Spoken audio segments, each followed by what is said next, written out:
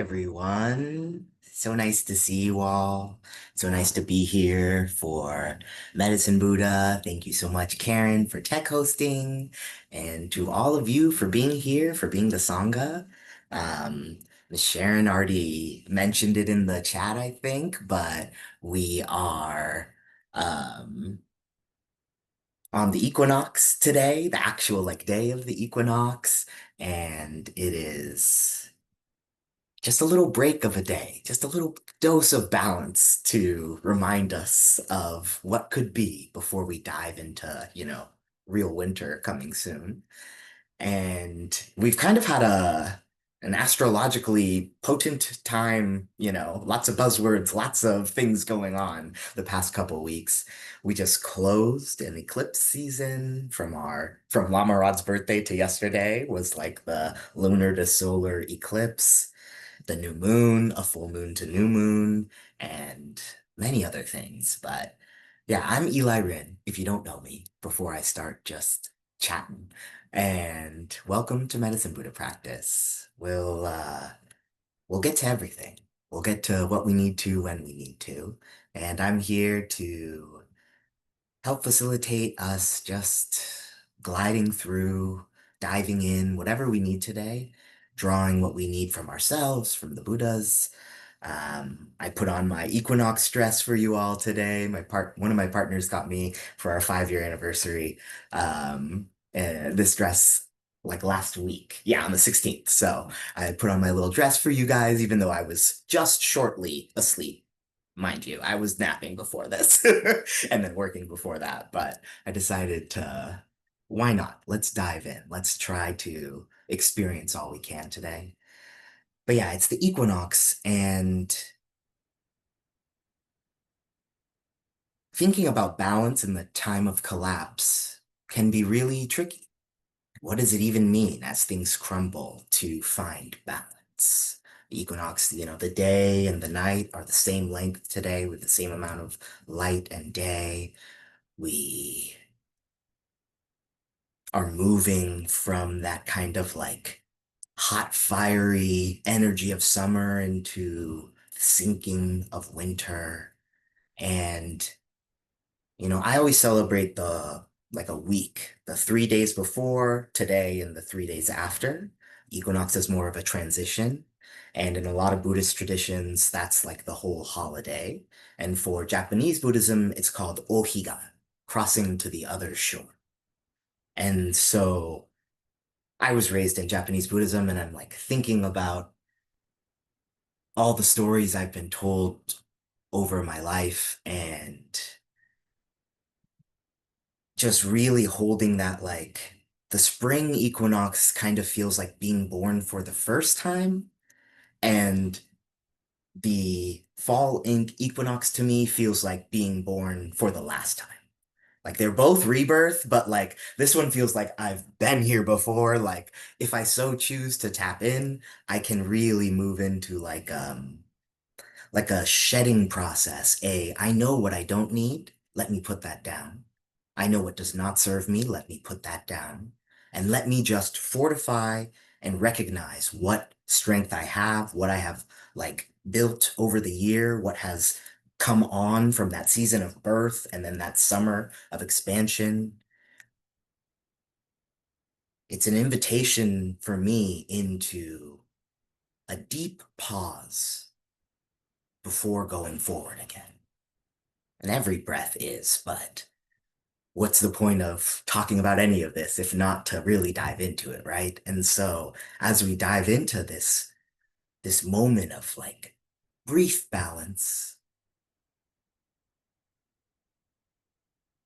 a little bit of slowness before shifting, I think it's like an invitation into how can I meet the me being born right now as I am born, and let the me that is died off of me, that is not me anymore, die, transform, you know? How can I take the grief that has been stuck in my belly or chest or in my blood that has felt clogged in me? And how can I figure out what sort of energy I need to bring in, what I need to let go of in order to let that flow again, to let new grief be born, even. Not to be in absence of anything, but to let the freshness of my grief, my pain, my joy, my community really come to me whole right now. And so there's one story that's been kind of remixed a bunch, that I very much enjoy that I'll tell before we really get into practice here. That is the Great Fire, Great River of Fire and Water is like one general name of it. It's like a Shin Buddhist story, but there's also a Zen Buddhist version and then an XYZ Buddhist version. So if you hear something familiar and it's a little different, don't get mad. We changed them because they're alive.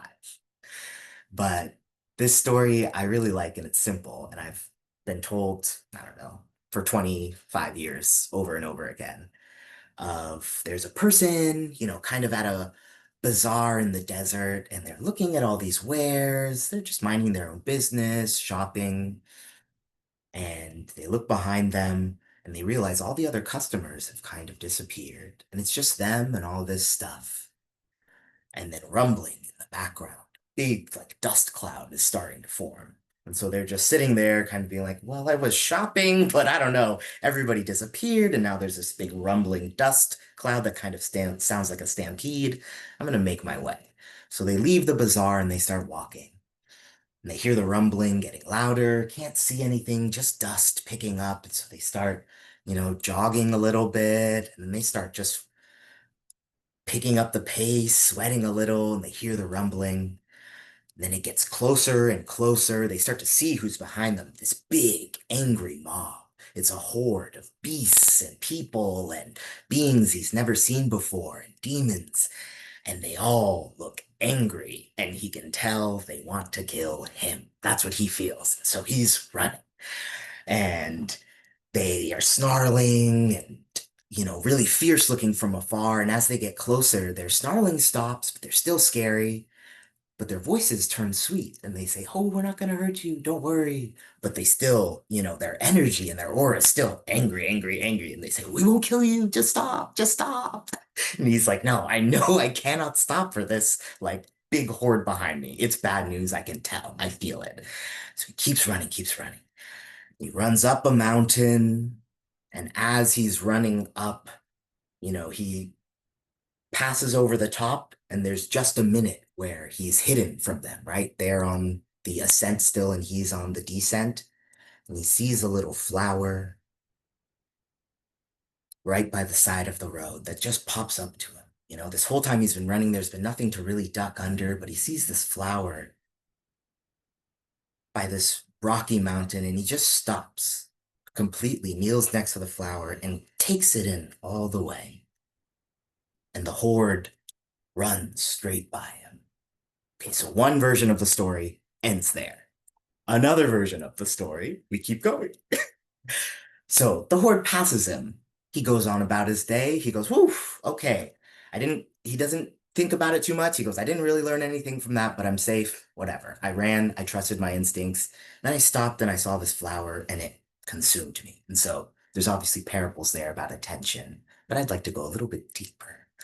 And so he wakes up the next day and he's walking. They find him again. They start chasing him. He runs, he runs, he runs. Eventually, he makes it to the edge of this great body of water. It's got a narrow white path.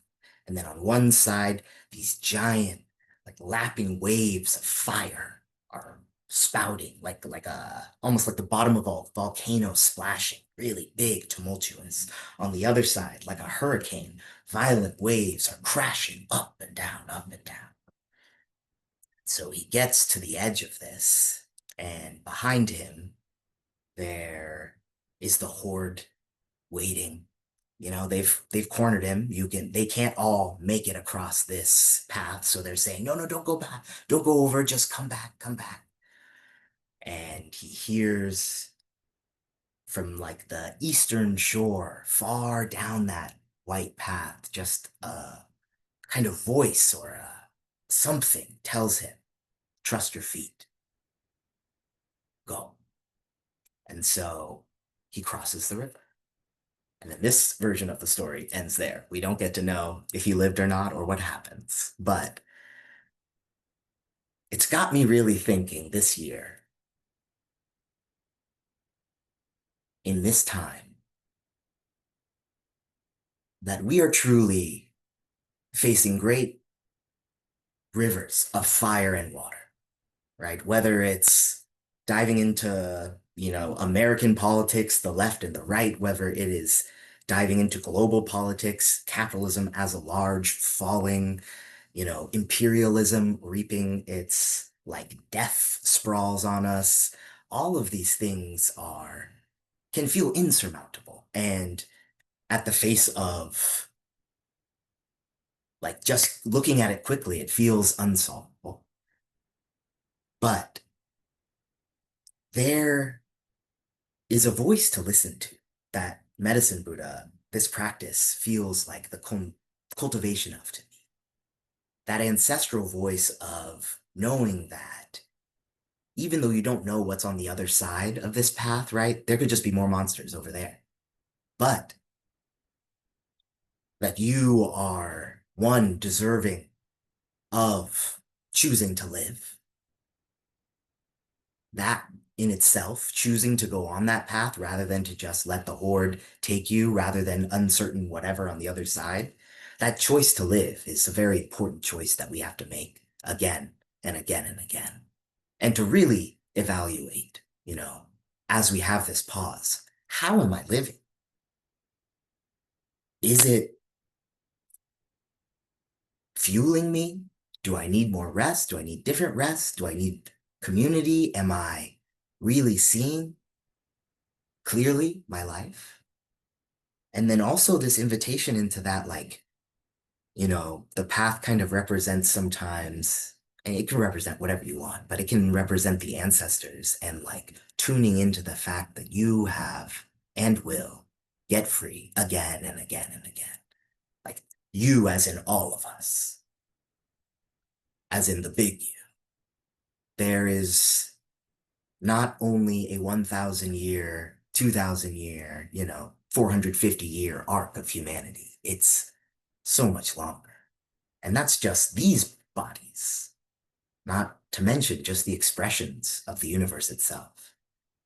And so, all of that talking and sharing to say,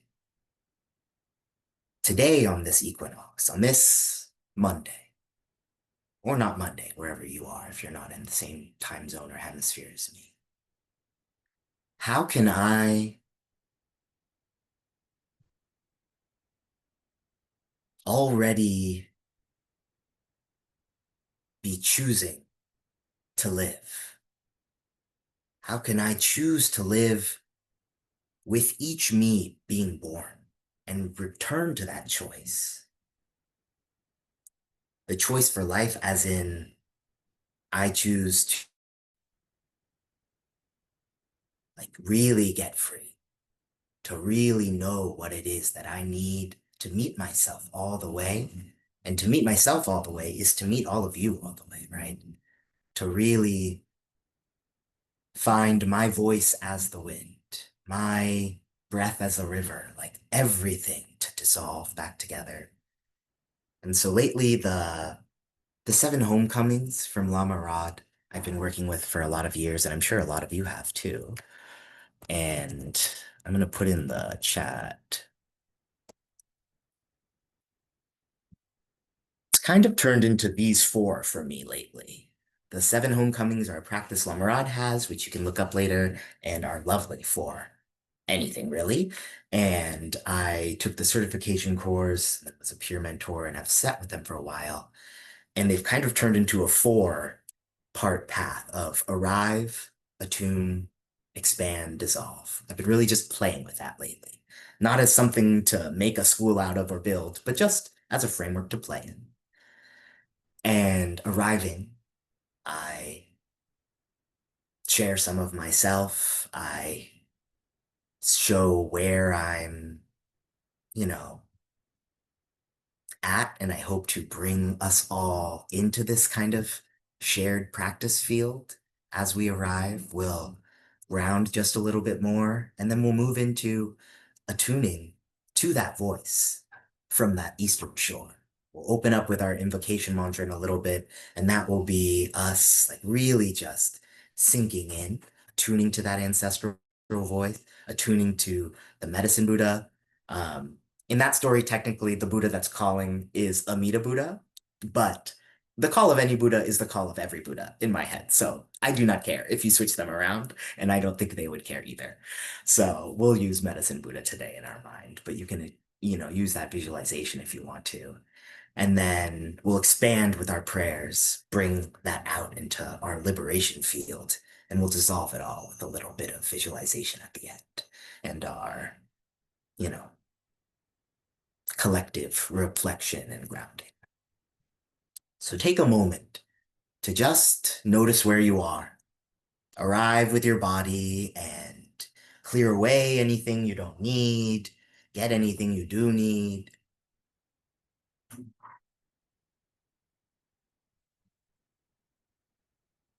Second, got the air turned on 1 second. There we go. Take a few breaths in and out. Notice the weight of your clothes against you, temperature of the air around you.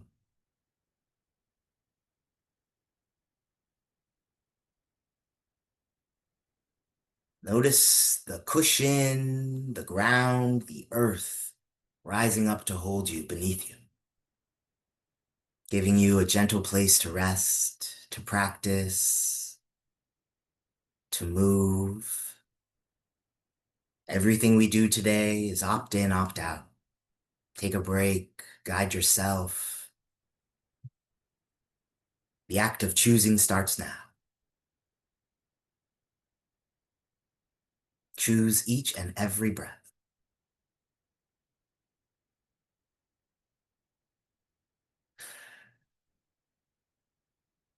You might allow any tension to release from the jaw,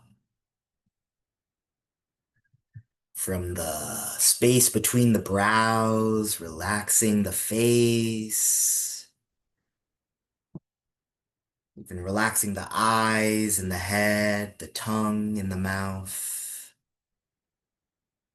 Not expecting anything lasting, but just arriving, checking in with the neck and shoulders. You might reach out or up for a stretch.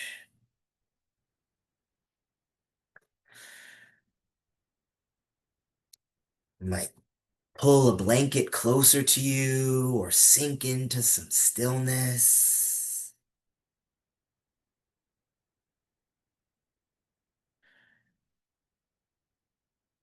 Moving your awareness into the chest and belly, the torso. We check in with the spine. I invite you, even if it's really small, micro movements, just invite a little bit of a wiggle. Checking in with the spine from the top of your neck all the way down into the base of your pelvis, your hips, releasing any tension that might be available to release in the low back.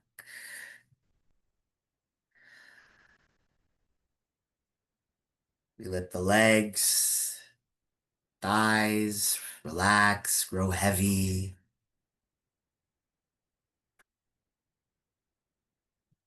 Noticing any sensations in the knee, any of the joints, noting that pain can be an indicator of where we direct our care, rather than an opportunity to judge or tell a story. Just an invitation into listening.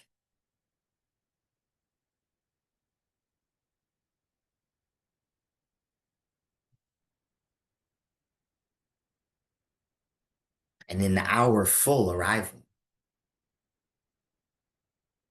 the whole universe arrives with us.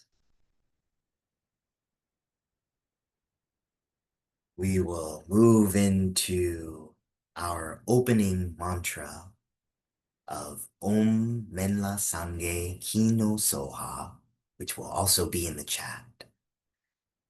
Medicine Buddha, I pray that you know and look upon me. Kino, Lama Rod says, is always the word that's like that you know me, but you can pray for whatever you need. No? Pray that you hold me, see me, listen to me, love me, you know me, you know. Ask for what you need. We'll start with one long Om and do this mantra 3 times, and then end with one long Om.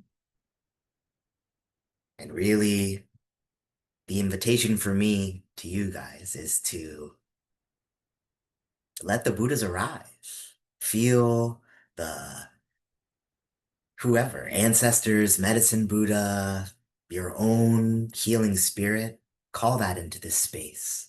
Call your well and benevolent ancestors into this space and allow them to support our practice, to feed it, to nourish it.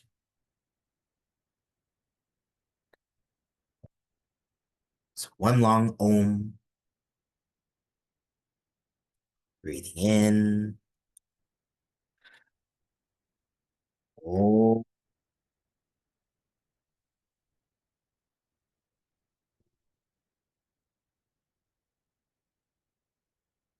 Om Minla Sangye Ki no Soha.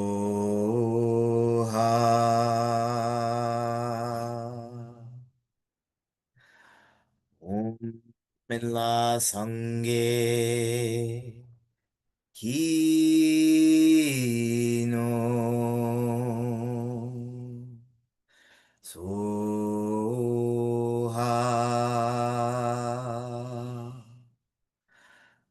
Om Mela Sangye Kino Soha.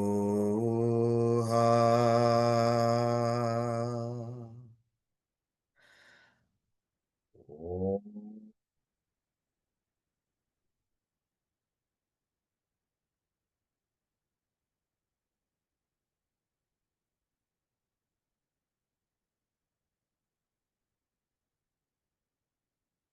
With our invitation,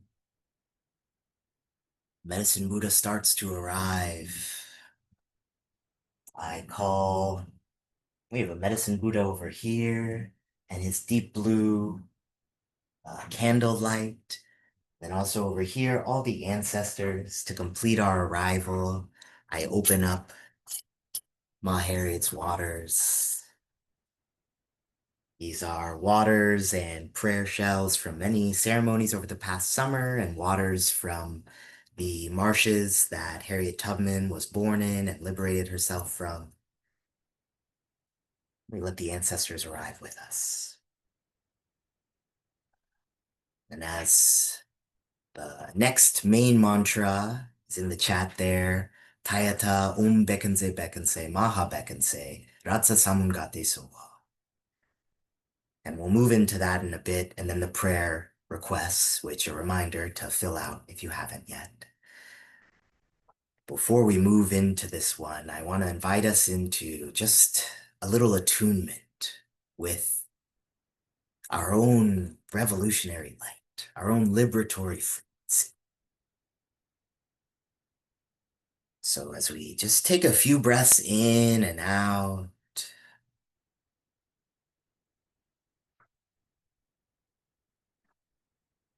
and as you rest in your space, see if you can take a moment to notice your heartbeat,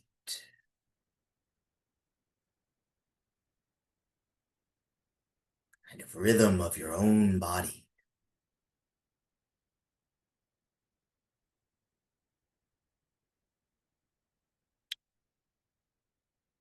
You might hear the recording pause and stop for a second. I'm just gonna see if I can change my sound settings because it's not letting me play the bells. And if not, we'll just go no bells. But I'm gonna one loud sound for a second.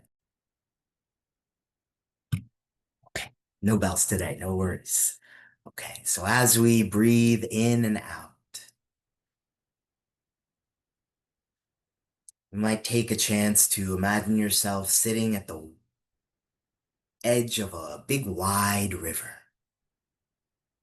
We're at a riverbank. The river's easy and soft. No more fire, no more tumult. It's wide and deep. Perhaps you feel the wet dirt or earth underneath your feet, the breeze gently rolling over your skin. Perhaps you hear the trees, the leaves dancing in the breeze, the gentle creak of trunks bending.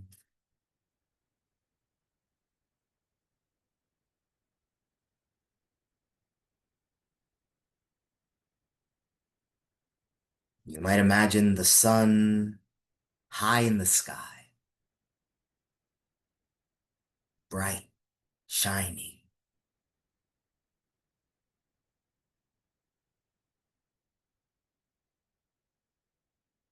Natural phenomena to me are an infinite playground.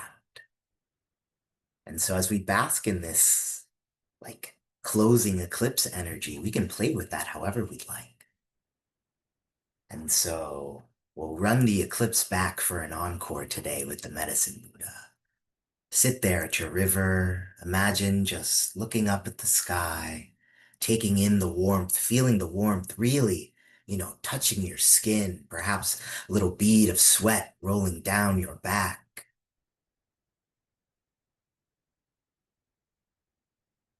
And our breaths just get a little bit deeper. We breathe in,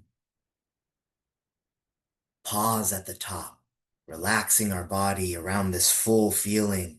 We breathe out, emptying completely, pausing again, relaxing around that depletion. Again.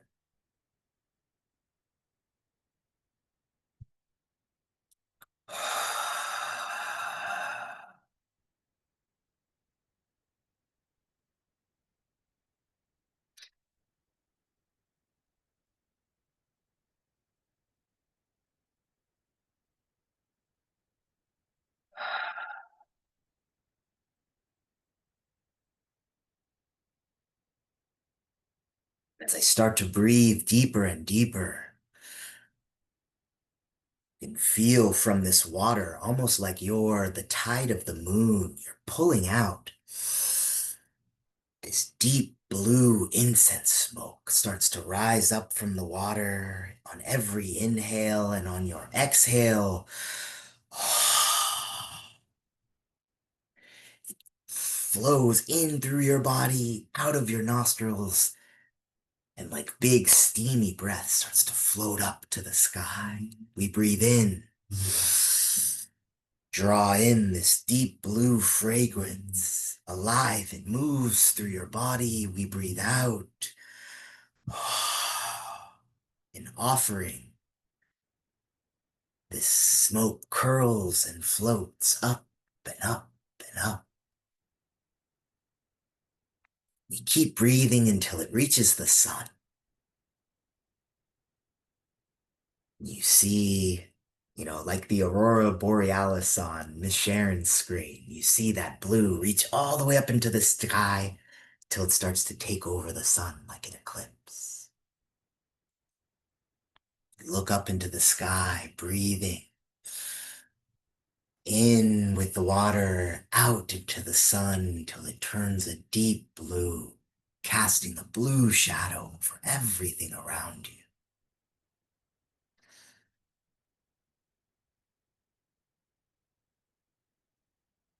The medicine Buddha arrives in this breath with each and every Buddha, with each of our well ancestors.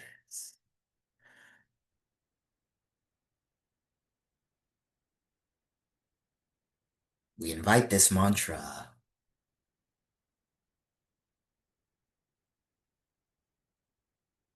as an offering full of our intent. We imagine it pouring out of us like this incense, and it doesn't matter what you see or if your visualization is exact, but just the feeling, that yearning, that your grief over the love you know you deserve, that your joy over the liberation you know is possible, that you could pull it like from quicksand and alchemize it, make it into this beautiful fragrance and offer it into the sun so that it shines in each of the 10 directions. This is how powerful simply arriving and attuning with yourself can be. How remembering can be. These are all the aids we have. I do not just have my hands and feet, I have the earth, the land, the ancestors, the water, the Buddhas. I have the frequency and hum of my heartbeat and liberation behind me. And so we chant with that urgency, with that need for rest, that all of it. That's why I played the last song today in the intro was just called Something's Going On. And the words, the whole song is just something's going on. Something's happening now. Over and over. Because that is what's right now. I can't explain any deeper than that. Right now, something's going on. And it is our choice to dive in. How do we be in what's happening? So we'll move through our mantra a few times. The drum won't show up, so we're gonna do a little a cappella version. Then I'll read the prayer requests, and then perhaps we'll end the recording after the prayer requests, and we'll have just for us a drum version, so we get a bells. So the people later get some, and we get some. But for now, take a deep breath in and out. Check on yourself. Take a sip of water if you need.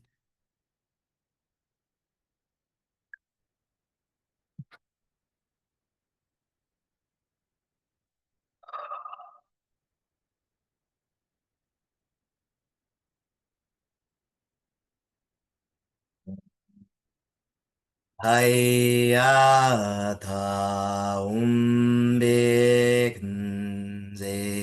begnze mahabegnze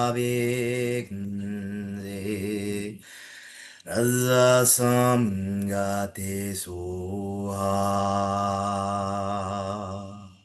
다이아타 umbegnze 백은세 마하백은세 라자삼가테소하 다이아타 umbegnze 백은세 마하백은세 라자 삼가테 소하 다이아타 umbegnze 백은세 마하백은세 라자 삼가테 소하 다이아타 umbegnze 백은세 마하백은세 라자 삼가테 소하 다이아타 umbegnze 백은세 마하백은세 라자 삼가테 소하 다이아타 umbegnze 백은세 마하백은세 라자 삼가테 소하 다이아타 umbegnze 백은세 마하베근세 라자삼가테소하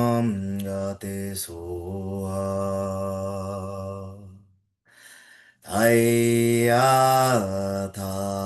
움베근세 베근세 마하베근세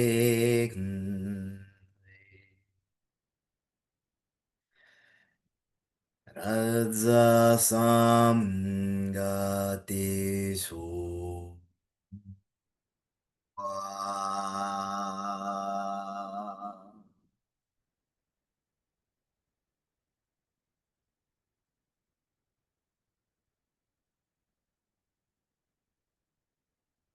Take a moment just to feel.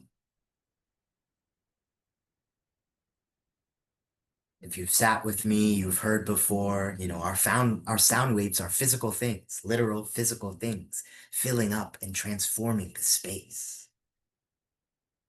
Bask in that.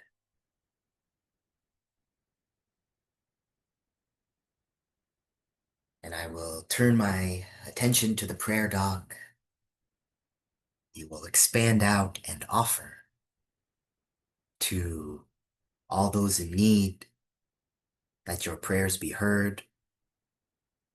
And then I'm going to, after these prayers, just a heads up for Karen. I'm going to make the call to end the recording in the name of right now. And then we're going to move into our second round of the mantra. Pulling up the prayers.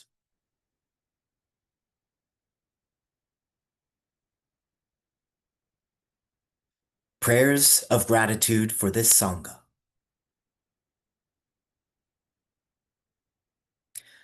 Prayers of gratitude for Medicine Buddha and my guides. Deepest bows to you all. Prayers for my full emergence and independence as soon as possible. Prayers for all of us to walk in alignment with our heart path, guided by the ancestors, to bring healing to this plane. Prayers that I can get through this depression, heaviness, and isolation that comes up. Prayers for those grieving the transition of a loved one. Prayers for collective healing, for clarity, for life-giving communicating. Prayers for myself to have compassion for the family vlogger trying to dox me and for my focus to be on giving and sending metta. Prayers for liberation from ghosts of the past. Prayers for awakening. Prayers for the spiritual, emotional, and physical health of my family. Prayers and I. Prayers of gratitude for the paradise in which I live, for abundant flora and fauna, for cool autumn weather, for abundant nourishment, physical and spiritual and social. Prayers of gratitude for this Sangha, for my mother as she navigates illness. Prayers for N and R to be well and free. Prayers for Lama Rod and the practice communities in Europe. Prayers for the community here this evening. Prayers that I find new balance with the new season as I work towards balance for work and work. Prayers for all beings, that all beings get free right now. Prayers for the unhoused, may they feel the love we send. Prayers for healing of physical pain within. Prayers for the resistance part of myself, so that I release, so that I can speak and act from the heart to support others suffering. Prayers for M and R, may they experience healing and freedom. Prayers for my mama, sister, and her wife, my three nibblings as they navigate through healing trauma. Prayers for myself to stand in my power and to know my worthiness and help me to open my heart to love and prosperity. Prayers for my dog, Canelo, who has a knee injury and is in pain. Prayers for myself so I may quickly recover from my concussion, and prayers so that I may have the courage to let go of that which no longer serves me and allow in that which is for my highest good and liberation. Prayers that every being has the love they need and more than enough to spare. Prayers for Barbara, who is currently doing treatment to fight cancer. Prayers for all those who feel disconnected and who are currently struggling mentally, financially, and physically in this world. May I find light to support me when I feel I want to give up. Prayers for my aunt as she recovers from knee surgery. Prayers for my parents as they learn to live independently and unwind from the troublesome patterns they have been living in for so long. Help me awaken my sense and make sense of the chaos and give me a calm confidence to help heal and continue to awaken. Prayers for Denise, who started receiving hospice services this week. May she know how much she is loved. Prayers for Joe, who had a complicated relationship with his parent who just died. Prayers for Douglas, who is taking care of his mother while she recovers from an accident. May he find moments of ease between all the things life keeps throwing at him that he finds frequently unpleasant. Prayers for E, who is preparing for surgery and continuing cancer treatment. May she fully recover from cancer and treatment and have her health be restored. Prayers for protection, healing, and flourishing of all the people targeted by ICE, all HBCU communities, and all people targeted by fascism. Medicine Buddha, please protect me through my struggles and suffering. Please heal and open my path. Medicine Buddha, please heal Becca and help her regain her vitality. Medicine Buddha, please help Jamie, who is healing from top surgery. Medicine Buddha, please help heal the hatred in the hearts and ignorance in the minds of fascist people so they can stop this nonsense. Medicine Buddha, please provide our precious teachers, Eli, Lama Rod, Rachel Wooten, and others with a long life and auspicious conditions. Please help our Sangha with auspicious conditions, health, abundance, love, wisdom, and luck. Prayers that I find the right livelihood that feels aligned with my purpose and provides economic stability swiftly without delay. Prayers of gratitude for the many teachings depression has offered me, and may I become the medicine that this depression calls for. May I get myself and others free as quickly as possible. Prayers for my sweetie Luke, the dog next door, who passed away last Tuesday from heartworm disease. He's pain-free now, running and eating all the goodies. I know he will be reunited in the future. Thank you, my Sangha, for your prayers for Luke over these weeks. I can feel your healing energy. Prayers of great gratitude to you all. Blessings, Ashe. Medicine Buddha, please heal and protect the oceans and life within that is under assault. Prayers for my trans family members and all people who need care, protection, and love right now. Prayers that I learn how to live fully with love in spite of a rare diagnosis that may or may not progress. Prayers for my headaches, my heart sadness, and all folks who feel scared and unsafe. Prayers for healing for Kelly. Prayers to all beings who are on a healing journey. Prayers to those suffering with substance use or disorder. Prayers for those speaking truth in a time of terror. Prayers for those who have not yet found the courage or voice to feel safe to do so. Prayers that I stay balanced, to continue my trust in my new journey, new life, newness coming in. May I be able to let go and shed my old ways and settle into the new. Prayers for Patricia Barry, who just left her body. Prayers for her daughter Heather Barry, who mourns her deeply. Prayers for DJ in his solo return. May he be brave, find himself, and awaken to the light of his true nature. Prayers for my continued healing. I fell on my cervical spine catching a baby last week and should have let the baby bounce. They would have been far better off than me, I think. But today, in the past few days, I'm moving again and able to move. Prayers that I continue to regain mobility and to work with the existing chronic pain that I have in order to find some balance and ease within my body's system. Prayers for my beloveds, for Salama and his family in the Hazza, that they may survive one more night, one more day, each day at a time, that we may continue to send sustenance to them.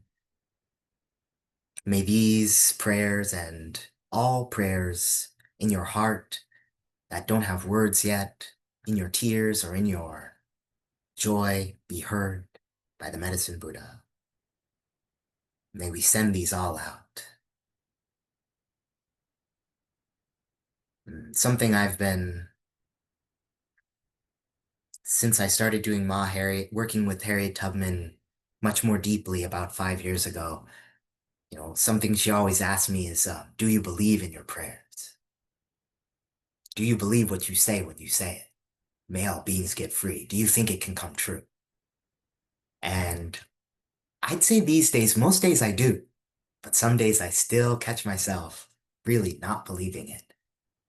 And it's a really good invitation to even just trying, planning that aspiration to may I only pray for things that I believe can happen. Not in the fact that may I restrict my prayers, but may I realize that anything can happen, that these prayers will come true, that prayers left to die, yes, wither and turn into dreams unexplored. But prayers and dreams realized, put in our body, in our blood, in our feet, in our loving, that is communal building. That's restarting. That is rebirth. That is coming back to, okay, let's feel the truth instead of being scared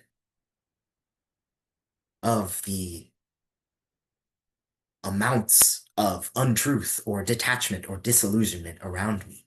How can I be brave enough to face the grief that comes with? Because I think that's what stops us a lot of the time. At least me, I know. It stops me sometimes in my life. The grief of knowing what I deserve, of accepting that and acting like it. Not just knowing it, but acting like it. Saying, okay, so no, so I'm free. What now? How do I move in alignment with that? So I want to be free. What now? So I'm in love with all of my friends. What now? How do we do something with that? So I have all this pain and clarity about what I don't deserve. What now? What does that allow to be born and what does that allow to die? That is what this day is asking of us. How do I midwife my own expression so that I am not, even the me 2 minutes ago is not binding me, you know? The joy that I was feeling 2 minutes ago is not in conflict with the tears that are coming to my eyes, thinking of the pain accumulated in just this space. And the holding of all of that is what this practice, what believing in my prayers brings to me. Is it gives me a bigger and bigger container, right? No self isn't like I don't exist. It's I exist and this. I am me and that. Okay, I found my voice filling up the room. Now how do I fill up this land? How do I fill up the ocean? How do I fill up the universe? That expansion process is so important. It's the part that takes your dreams and makes them real. And so I think it's our duty as dreamers, for me, as like a Black person on this land who has, I think about Amar and Tab, my first enslaved ancestors on Turtle Island, arriving at the River York in the 1700s, a mother and daughter, Sininke from West Africa, the old kingdom of Congo and Ghana. And whatever they saw as their fire, rivers of fire and water in their white path, the fruit of that is my breath. And choosing to keep breathing with that expansion is the continued fruit of, the abolitionist path, the path of no looking back, of no looking away, of diving directly in, the tantric path of eat it, right? Yesterday we did a new moon and eclipse service where we ate the moon. We ate the sun. We ate the moon on the full moon. We ate the sun yesterday. Like, take that big fire and eat it and let it transform you and pass it. Do not let it consume, but let it move through. So I'm gonna turn off the recording in hopes that we can play a little music together.